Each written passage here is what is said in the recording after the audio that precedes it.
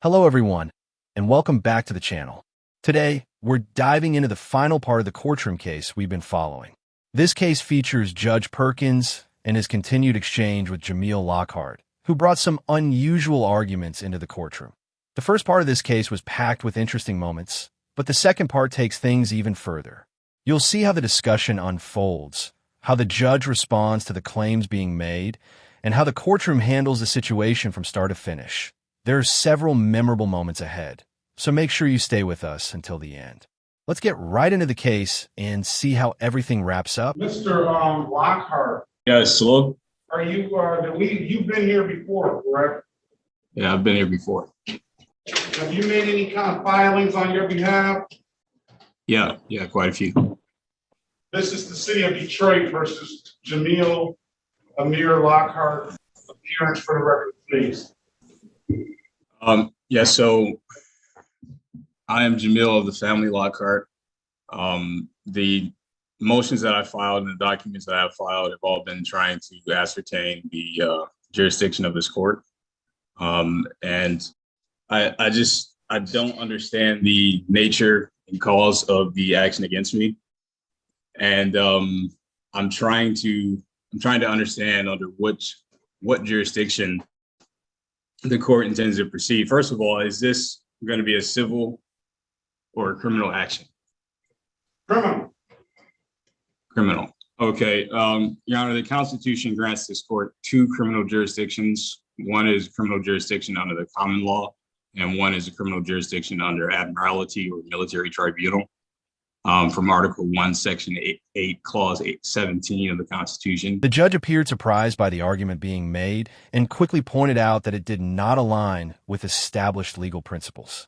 He then referenced Article 1, Section 8, Clause 17 of the Constitution, often called the Enclave Clause.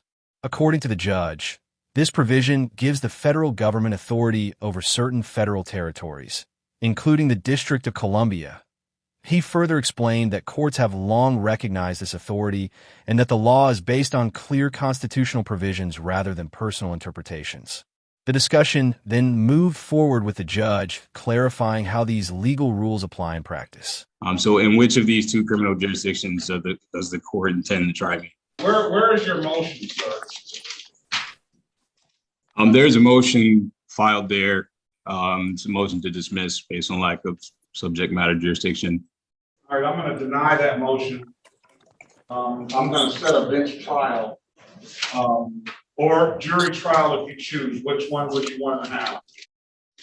Okay, Your Honor, under what grounds, what facts and findings and conclusions of law are you denying that motion to dismiss? I'm trying to understand the jurisdiction of the court. You have not disclosed it to me. I'm asking you to disclose it to you. Check the court rules, sir. Well, Your Honor, the Sixth Amendment grants me the right to understand the nature and cause of any action brought against me, and it grants you the duty to inform me. So I don't think you would be breaching your oath of office if you were to inform me under which jurisdiction this court intends to proceed. In order for me to intelligently defend myself without an attorney, I need to understand which jurisdiction the court intends to proceed to conduct defense. You have a very good attorney on the line, Mr. Elwood Terry. If you want to speak to him in a breakout room, I can give you that opportunity. Other than that, I'm going to set a bench trial or a jury trial in the matter. Okay. Please let the record show that I have attempted to understand or to ask what is the jurisdiction of the court is operating under. And it appears that the court is operating under a secret jurisdiction.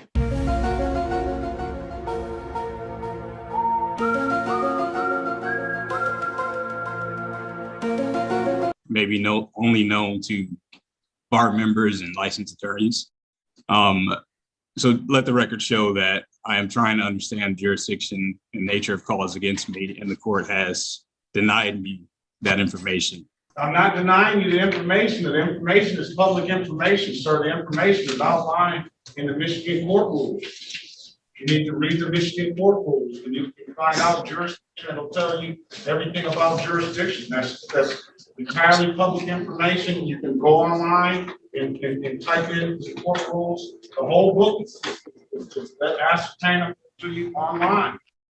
Sir, the Sixth Amendment grants I'm you not required. I'm not required to inform me of the nature and cause of any action brought against me. And right now, you're denying that right. I'm going to tell you, sir, don't speak over me. You want me to inform you of the nature and cause of the action. You're charged with driving, drive while license not valid or improper. The other charges, no insurance, misdemeanor. The allegation is that you were driving the same 2011 Jaguar in the city of Detroit without the proper registration on that vehicle. As the case continued, it was revealed that there was no valid driver's license, no proof of insurance, and no vehicle registration. These are basic requirements that drivers are expected to have while operating a vehicle. The judge noted these issues and focused on the facts presented in court. With several violations being discussed at once, the situation became even more difficult for the defendant. The maximum don't interrupt me, sir. Okay, go ahead. I'm sorry. Those are the charges. Do you want a bench trial or a jury trial? Your Honor, I am trying to understand the jurisdiction of this court. As I said, you told me it was a criminal jurisdiction. If you read the Michigan court rules, the Michigan court rules will tell you and give you jurisdiction. So they have a copy of the Michigan court rules online or at the public library. I'm sure it is easily ascertainable, and we're not going to keep going down this road, young man. Do you want a bench trial? So I cannot. I'm asking you a very specific question, and it is this a criminal jurisdiction under common law, or is it a criminal jurisdiction under military tribunal?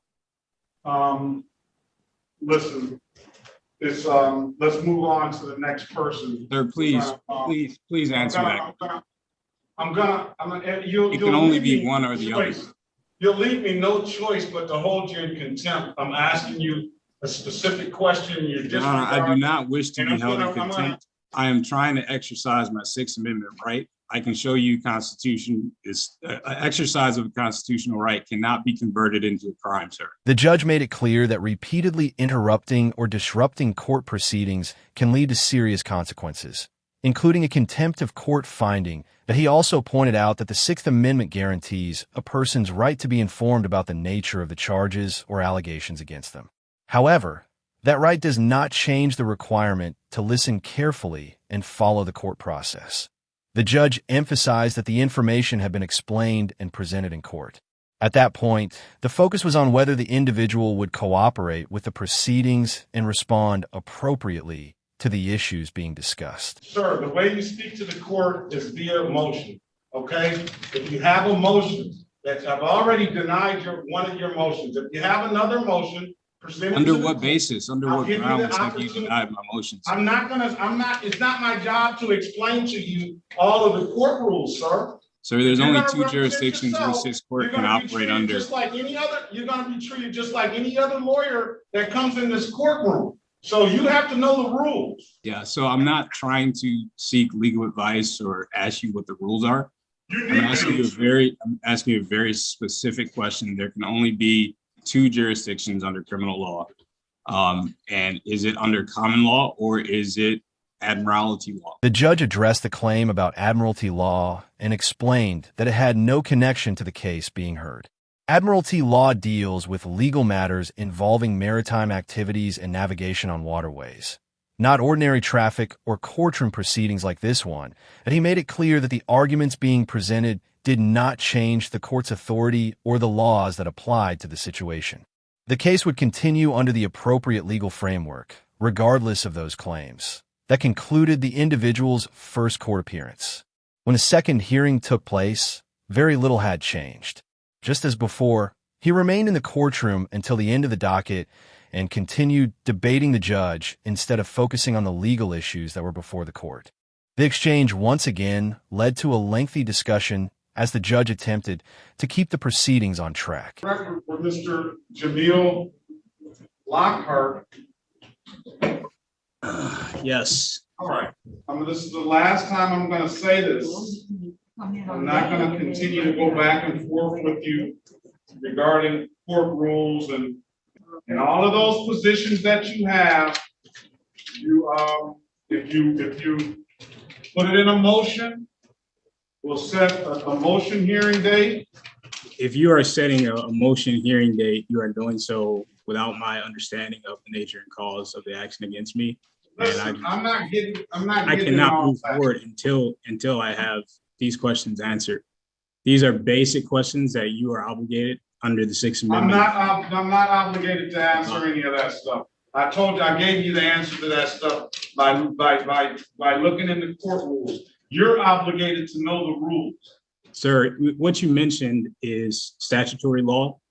And if we are proceeding under some kind of statutory law, I motion that we dismiss for lack of a sworn complaint or anything signed by injured party. And in fact, where is the injured party? Is the officer present, and who is the injured party in this case? The officer is not required to be present today. It is a pretrial date. I'll hold that dismissal motion in abeyance until the date of trial. At the date of trial, if there's no signed complaint on the date of trial, then we will dismiss by no signed complaint. So I'll give the city an opportunity to come up with a signed complaint. I'm sorry, is the city the injured party here? Yeah, you're here. Okay, well, sir, I move that we either dismiss this case or move this case to federal court. If the city is the plaintiff or injured party, they cannot also be the judge and prosecutor. File a motion on that, sir. If you're saying that I do have a signed complaint. Well, that brings me back to my original question. Is this a statutory proceeding? Because if there is, there would have to be an international contract or agreement. And I would implore the prosecution to put that agreement on the record and explain how I am party to it. Young man, you got to go do your homework, okay? And it appears that you're taking this position and you're adamant about this position, and you're free to do that. Now, whether you're going to win at this position, that's going to be up to what you say in your brief. And how it relates to the law, and we'll make a decision on that stuff, okay? But at this point, you need to educate yourself, because you seem like a very articulate, educated young man. You need to educate yourself on court rules and procedure. Until you get it correct, we can't talk, because we have to be speaking the same language, okay? I mean, that's the main thing I'm trying to understand here, sir. Is this a common law criminal procedure I'm giving you some direction on. Well, sir, I don't know which rules. If you could tell me where I could find the rules for. I told you, go to Michigan court rules. They got Michigan court rules. They have rules for criminal procedure under statutory law. Yes. Very much so. Could you please direct me to that? The judge appeared frustrated by the repeated requests and pointed out that the information could be found through standard legal research. He explained that it was not the court's responsibility to provide detailed legal instruction or do research for someone appearing before the court. The focus, he said, should remain on the facts of the case and the legal issues being addressed. I've already directed you to it. Michigan court rules. There's a book that's over 1,000 pages, and it'll answer, well, close to 1,000 pages. It has those questions outlined in there. You're expected to know that. Are those Michigan court rules? Is that statutory law? I'm not going to keep going back and forth with you, sir. Whatever motions that you have, that's how you speak to the court, through motions. And whatever motions that you have, I will review it. I read all the motions that come across. I check all the law myself. And if you have some law, I would suggest that law that you're saying that we don't. Your Honor, there is no international contract. I mean, we've asked the prosecutor to produce an international contract that would bind me to this statutory proceeding. And I'm not aware of any contract. In the absence of such contract, I motion that we dismiss this case. The judge rejected the argument that laws only apply when there is a personal agreement or contract. He explained that this is not how the legal system operates. He pointed out that when people use public roads, access public services, and rely on the protections provided by the law, they are also expected to follow the rules and responsibilities established by that system. The judge emphasized that rights and responsibilities go hand in hand. Citizens benefit from legal protections, public infrastructure, and government services, but they are also required to comply with the laws that help maintain order and protect the public. The court made it clear that personal disagreement with those laws does not remove the obligation to follow them. And for the record, I would just in order to, you can move to the circuit court, and you can appeal my decision as it relates to that. But we're not going to keep on going back and forth. I think we should move this case to federal court. As I stated, if the city is the injured party, file a motion so I can, on your removal motion, file a motion. I do not wish to continue or delay this any further. There's been no evidence presented to substantiate any kind of jurisdiction in this case. This is our second time. I've asked for this the first time. And there's been no evidence of any jurisdiction, and I don't understand why, you're insisting on, moving to another court date, and we have not addressed this very basic and fundamental issue of jurisdiction. If it cannot be proven and proven on the record, then this case must be dismissed. Well, I mean, I don't understand why we are delaying this any further. We don't have to delay it any further. I can put a warrant out for your arrest. And you don't have to show up. I mean, you'll have to deal with that then. But at some point, you're going to have to deal. Under what grounds, under what basis are you putting a warrant out for my arrest? And you I didn't say I was going to put a warrant. I said if you're telling the court that you're not going to come back to any court dates, then that's up to you. All I can do. What I'm saying, sir, is I don't wish to delay this any further. There has been no proof of jurisdiction. There is no live injured party. I mean, there's a claim that the city of Detroit is an injured party, but I'm not aware of any international agreements or contracts that I've entered into with the city of Detroit. And the prosecutor can't provide that. And it seems like there's a bias going on here because flat on his face, the prosecutor hasn't even spoken on this issue. And you just insist that we move to another court date. And I don't understand. I mean, your oath of office is to uphold the Constitution. And what I'm asking is, what you're saying in essence is that I don't have any authority. I'm asking you to prove your authority. The judge's frustration appeared to stem from the constant interruptions and the individual's refusal to listen to what was being explained in court. Had he paid closer attention, he likely would have understood the judge's point. The judge was explaining that there was no need to spend time scheduling future court dates if there was reason to believe those dates would not be honored. Instead, the court had the authority to take immediate action and issue a warrant at that time.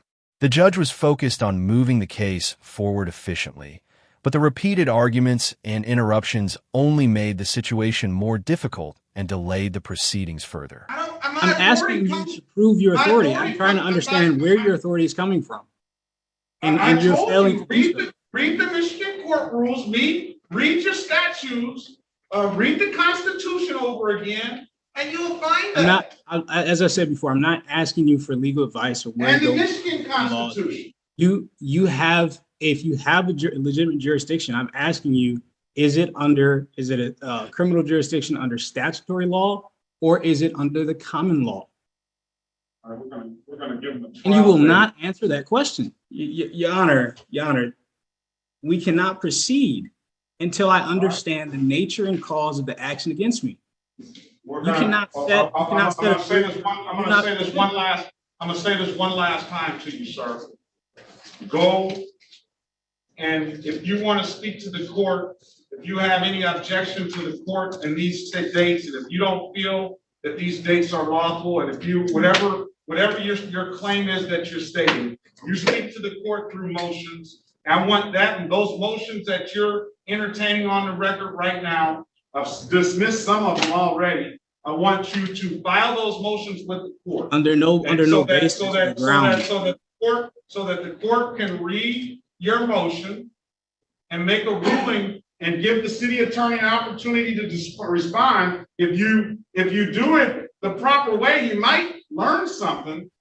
But I don't think that the way that you're going, that you're even if they show you documentation like it is in black and white, you're not going to believe that anyway. That's the perception that I'm getting from you. So I'm going to set these dates. It's going to be up to you whether you want to come to these court hearings or not. And if you don't come to the court hearings, the only recourse I have is to issue a warrant for failure to appear.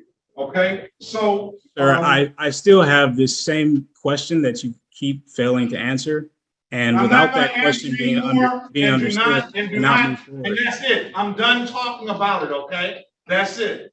So I'm going to set a let the record show that the judge has refused. Listen, sir, don't interrupt me again. Okay? Don't interrupt me again. Let's set a motion date for. I do not consent. Please do not say anything else, sir. At this point, it was clear that the individual's approach was not helping his case. Challenging the court's authority without a solid legal basis often leads to the exact outcome a person is trying to avoid. The judge had an opportunity to demonstrate that the court's authority was real and enforceable, while also showing everyone in the courtroom the importance of following proper legal procedures. It served as a reminder that courtroom conduct matters. When people ignore instructions, interrupt proceedings, or refuse to cooperate, the situation can quickly become more serious. The judge's response reinforced the idea that respecting the process is usually the best path forward for anyone appearing before the court. I'm exercising my Sixth Amendment right. The Sixth Amendment exercise of an amendment right cannot be converted into a crime, sir. I'm holding you in contempt of court, sir. As I stated before, I'm trying to understand the jurisdiction of the court. I'm not going to deal with you. You're going to jail. Pursuant to let's pull out the contempt the Sixth Amendment. Whatever paperwork we need to do and fill it out, we're going to fill it out this time. I'm holding your client. Well, Mr. Berry, you are, I guess, not representing this client because this client is probably. Do you want the representation of a lawyer, sir, at this point now, sir? Because now you're looking at 30 days in the Wayne County Jail. Do you want the representation or not? The judge pointed out that facing a possible 30-day sentence was not the same as actually receiving one. There was still time to make better decisions and potentially improve the outcome of the case. One of those options was accepting the assistance of a court-appointed attorney. Legal representation could help explain the process, present arguments properly, and avoid unnecessary mistakes in court. However, Lockhart remained confident in handling the matter himself and chose not to accept legal counsel. Despite the judge's warnings, he continued to rely on his own understanding of the law, which kept the hearing moving in a difficult direction. As the case progressed, it became clear that refusing professional legal help could have significant consequences. Please let the record show that I have attempted to understand the jurisdiction of this court, and this court has refused me that answer. And apparently it is a jurisdiction only understood to bar members and licensed attorneys. This is a direct violation of the Constitution, and I do not consent. I do not agree. That's it.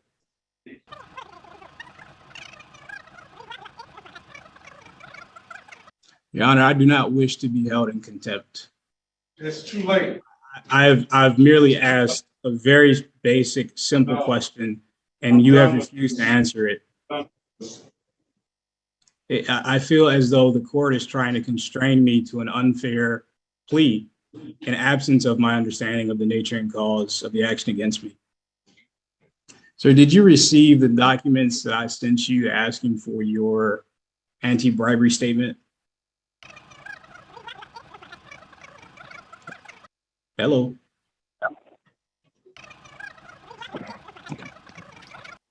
I'm going to order you to report to the Wayne County Jail today. I do not accept. The judge made it clear that a person's agreement or approval is not required for the court to exercise its lawful authority. Court jurisdiction is established by law, not by an individual's personal acceptance of it. That he also warned that refusing to follow court orders or repeatedly disrupting proceedings could lead to a contempt of court finding, which carries its own consequences. The judge emphasized that the legal process moves forward based on established rules and procedures. Whether someone agrees with those rules or not, the court still has the responsibility to enforce them and ensure that proceedings are conducted properly. This was another reminder that cooperation with the court is often the most practical course of action. I do not understand the nature and cause of the action against me.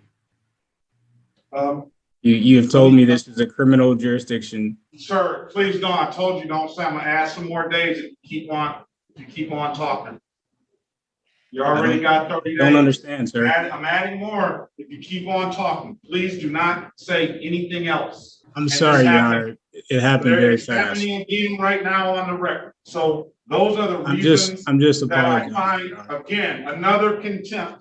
And it just continues to happen. And I'm gonna, now, if you have one more interruption with me, sir, I'm gonna add another 30 days to that. And you're looking at 60 days. You're gonna get 30 days. Right now, you're gonna get 60 days if you have one more interruption to me. And it will be no early release. At this point, I'm going to order you to report to the Wayne County Jail. Sir, do you have any further questions? I just want to make sure I can speak without being held in contempt or. Yes, you may speak. I asked you, do you have any further questions, sir? Thank you. Your Honor, I would just like to tell you, man to man, that it was not my intent to be in contempt. Has never been my goal. I try to do everything in accordance with the law. As you can see, I have filed documents. I filed motions. I've requested information from the court, all in a desperate effort to wrap my head around the proceedings and what's going on here today.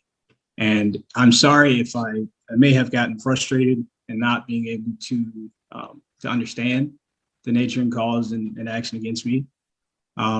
But just again, that was not my intention. I look forward to handling this as amicably as possible. For a moment, it seemed like he was about to acknowledge his behavior and move the hearing in a more positive direction. An apology and a willingness to cooperate could have helped reduce the tension that had built up during the proceedings. However, instead of ending the matter there, he continued arguing with the court. He insisted that the problem was not his conduct, but what he believed to be the court's misunderstanding of the law. That response quickly undermined any progress he might have made. Rather than resolving the issue, the discussion became more confrontational, and the judge was left addressing the same concerns once again. As a result, the hearing continued with the focus remaining on his behavior and repeated challenges to the court's authority. I think that the record will show, I think that the prosecutor will agree that there is no international contract to which I'm tied under statutory jurisdiction. And I would love to see it. I would love to see that evidence. But also, we covered the fact that the city is the injured party or the plaintiff. And this would be an improper venue anyway. But I appreciate your advice on handling that and moving forward with motions. I will be doing that. But again, this thing of contempt, it's just, as one man to another trying to understand and stand on my constitutional rights and exercising them. And I feel today, as what's happened is my pursuit in doing that has somehow been converted into crime against me, which is a tragedy in anyone's eyes, So I cannot consent to moving forward because I still do not understand the nature and cause against me. And I will be communicating in writing, and maybe, someone can give that to me in writing. we can go from there. In other words, the apology did not appear to be entirely sincere. While the words sounded like an attempt to smooth things over, his actions and continued argument suggested that his attitude had not really changed. If anyone expected Judge Perkins to overlook everything that had happened and simply move on, that was unlikely. Throughout the hearing, the judge had shown that he took courtroom conduct and respect for the legal process seriously. Rather than focusing on the apology alone, the judge looked at the overall behavior being displayed. Since the interruptions and challenges continued, there was little reason to believe that a brief apology would be enough to change the court's response.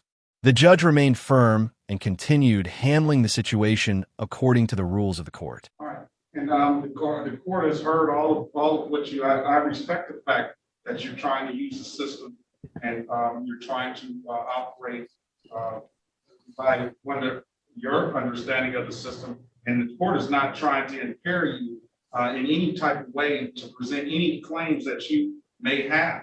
I continually referred you to the Michigan court rules, the Michigan Constitution, the United States Constitution. You want to find jurisdiction, you want to challenge jurisdiction, and I told you, if you want to challenge that, you're free to do that. The court is never going to impair anybody to challenge any of the allegations that are held that are brought against them. But there is a procedure, and whether you want to, you got to play by the rules, sir. And whether you accept the rules or not, that's not going to change the rules and the stuff that has been codified and the stuff that has been litigated and argued for over 2 centuries. The rules are not going to change for your position. Now, I asked you to continue, not say anything. I tried. I don't know what position you're really taking or where you're getting all this stuff from. And I asked you to put that stuff in motion. But when I asked you to please be quiet, please, I give you ample time to speak. I have not impaired your ability to put what's on the record, but you continually say the same thing over and over. And then when I ask you to please be quiet, and when I tell you that I'm going to hold you in contempt, if you're not quiet and you continually go over and over and disobey what the court is trying to say, then I have left with no other option to do what I've already done.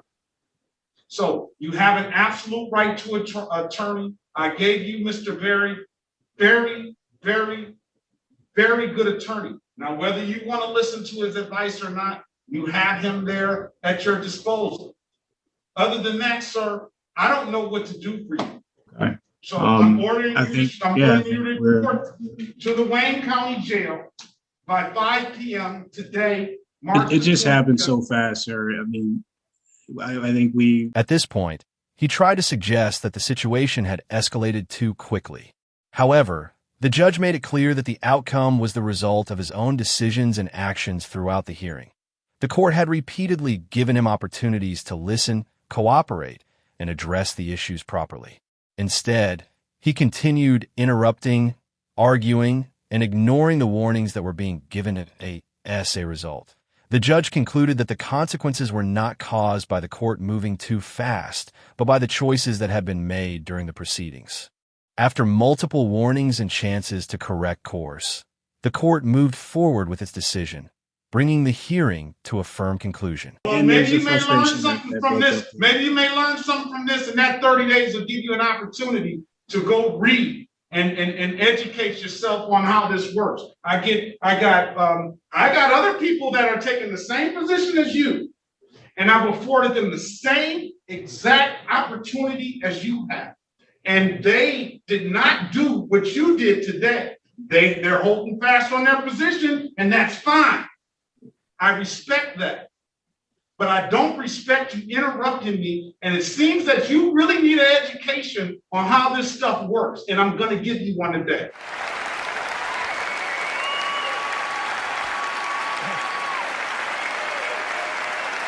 Now, Mr. Berry, can you put your appearance on the record, please?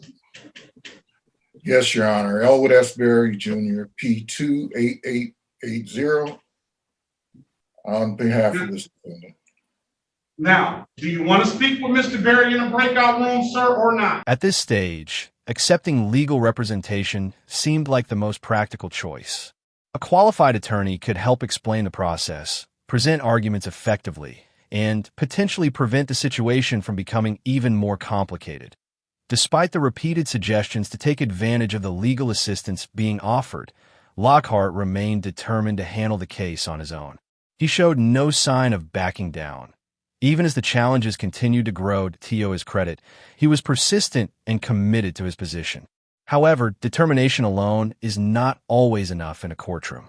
The hearing continued with him standing by his own arguments, while the court remained focused on applying the law and moving the case forward. No, with all due respect, Your Honor, yeah, I have the right to represent myself in my own person, and that is what I intend to do.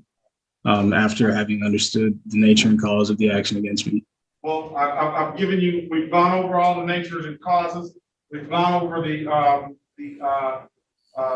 maximum possible penalty for these offenses.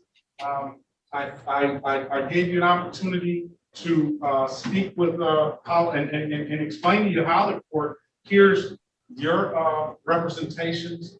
You can choose to file those representations or not.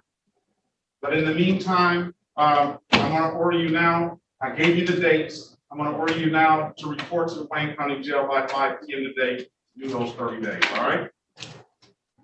I do not consent. Bye. Have a great time. That brings us to the end of today's video. After looking into the case further, I found a few additional hearings that took place later.